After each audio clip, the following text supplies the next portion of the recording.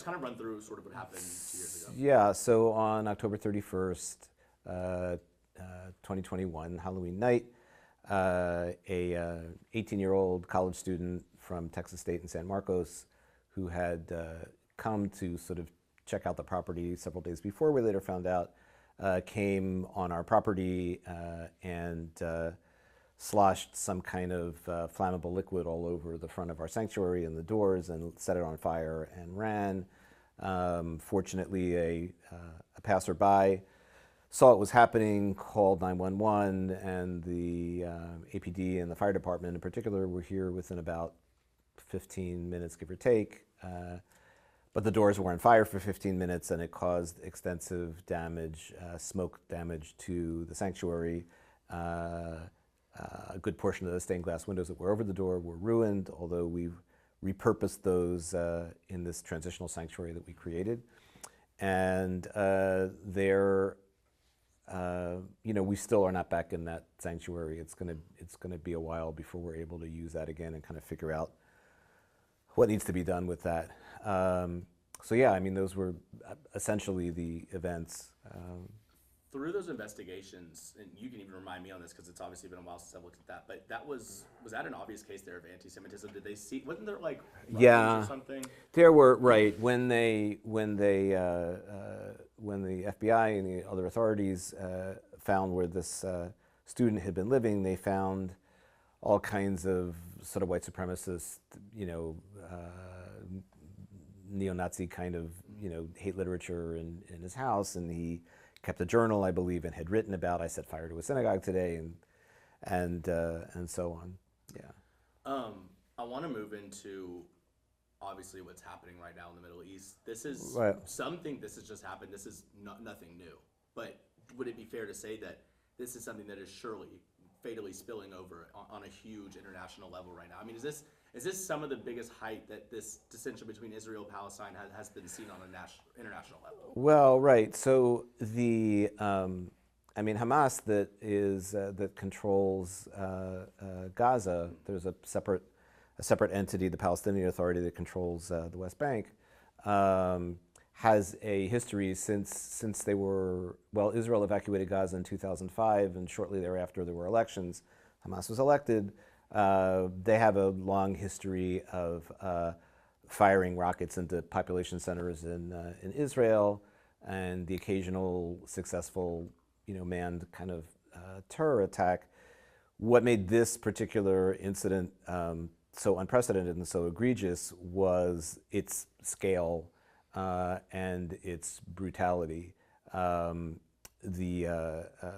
was a degree of penetration into these kibbutzim, these agricultural settlements and towns far south near Gaza that involved terrorists going door to door, shooting people, old people. I mean, there were atrocities that I won't put words to, but I mean, horrible, barbaric kinds of things that were done. I think by the end of the day, some 1,000 Israelis were dead, many hundreds more were injured, and I think it's important to point out that the dead included Israeli Jews, but there were Muslims who were killed. There were some foreign workers that were killed. There were Muslim Arab citizens of Israel, ambulance drivers, and so that were killed and taken captive. So it's been said that with Israel having a population of about 9 million, and the United States has 260 million, however many 200 plus million we have, it's as if there were, by proportionally, it's as if there were 3 9/11s or 4 9/11s that had happened all in the same day, and it's a small country. People tend to really know each other, and so everybody is really suffering and grieving over that. When we talk about what's happening over the Middle East, it's also a very vocal conversation here in America, of course. Right. People, of course, very much so in support of Israel. Also, there's a lot of people in the Free Palestine movement as well. So I'm saying that to say that obviously here in America, a lot of people have their opinions. What has that done for, especially now when we talk about how big a tragedy this was, what has that done for the Jewish community here, maybe your own congregation? Like, what's that been like? Well, it's interesting that you put the question that way, because there is a dimension of this. I won't say that it transcends the political or the activist kind of aspect of it or the protest aspect, but it's very human aspect, which is that our congregation, our community are full of people who are personally caught up in this. There's a Israeli community here that has, the country is so small that everybody knows someone who was killed or kidnapped, right? We have families in our congregation that have kids studying abroad in Israel right now who were beside themselves over what's happened. It has even been a surprise to me how immediately the affects people. In fact, a member of our clergy team here has 2 children who emigrated to Israel and they're physically safe, but one of her adult children has attended 3 funerals in the past 8 or 9 days. So there is certainly there's the politics is what makes the headlines, but there's an extraordinary amount of personal involvement just because people know people. Absolutely. Yeah. That also leads me to the personal connection is really an interesting aspect because, of course, that makes a lot of sense. It also leads me to there are sort of another part of this story tonight will be, there are some cases of bullying happening, whether it's antisemitism, Islamophobia. Right. What are those conversations like right now with your congregation? Also, I know you've said Hebrew school's happening. They're tough conversations, but are they things that you guys have to think about in terms of we know antisemitism's always been here, but you might have to prepare yourself for possible hate crimes. I hate to say it, but you know what I mean? Yeah. I mean, we, like all the Jewish institutions here and elsewhere, are mindful of security. We have to be.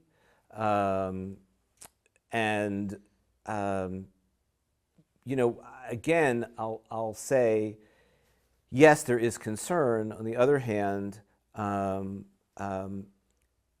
feel that almost not subsumed in, but equal to the desire that people have right now to be here, to be in synagogue, to come in prayers. I would say that last Shabbat, our attendance was triple to 4 times what it normally is.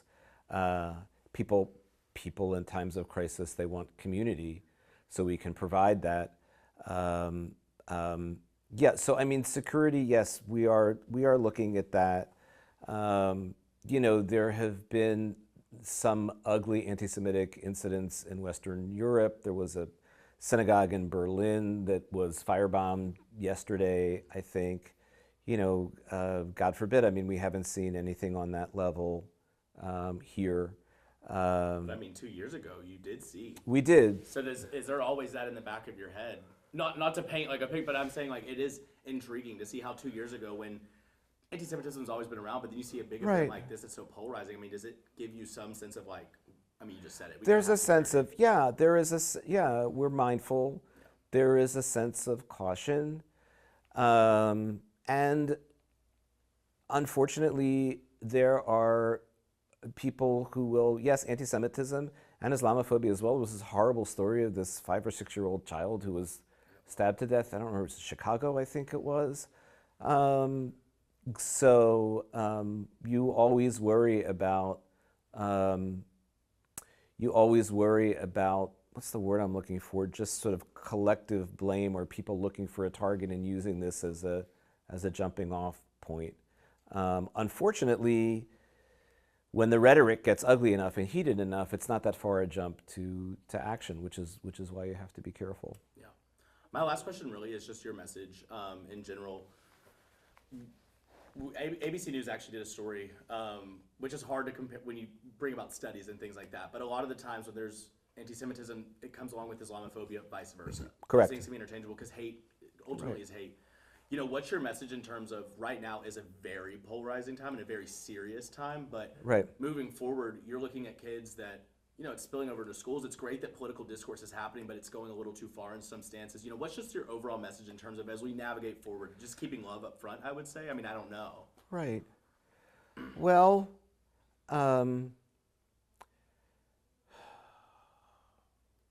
I don't think that we accomplish anything constructive by tearing at each other.